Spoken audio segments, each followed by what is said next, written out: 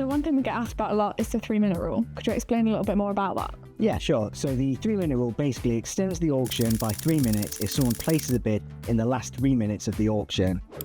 So what this does is it helps to cut down on that dreaded bid sniping that you can get on other auction platforms, and it also more closely reflects what happens in a live auction room where the bidding doesn't stop until the gavel comes down. So something else we get asked quite a lot is about auction fees. Can you tell us how the auction fees work?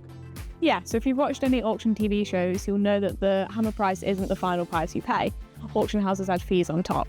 There's a really helpful tool on John Pye Auctions that lets you see your final amount before you bid, so you can make a fully informed decision. Yeah, that's really helpful. So can you tell us what the fees would look like on, say, a bid of £100?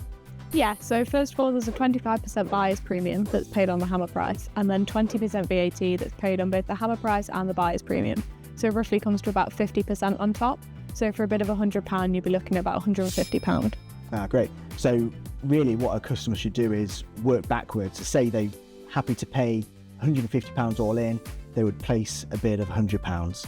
Yeah, exactly. And the tool on John Pye is really helpful for that. It lets you clearly see what you will be paying in the end. So another common question we get is, where does the stock actually come from? Yeah, that's a great question. So we actually partner with high street retailers and private sellers. We get stock like furniture, tech items, homewares, accessories, clothing, white goods, everything. We also handle stock from a number of government bodies and insolvency practitioners. Yeah, so cool. So a really wide range of stock. Yeah, that's right. So we can get things like fabrication or woodworking equipment from liquidation. We might get designer handbags, watches and clothing from a proceeds of crime consignment. There's always a bit of a surprise what comes through our doors. So really anything you need is probably on John Pye. Yeah. So I know John Pye now offers delivery. Can you tell us a little bit about how that works?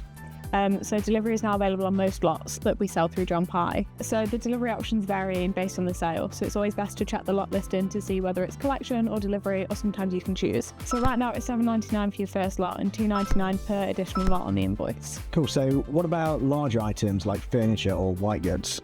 So those items it's always best to check. Bulkier items may need pallet or haulage delivery, and that's calculated based on the item's individual size and weight.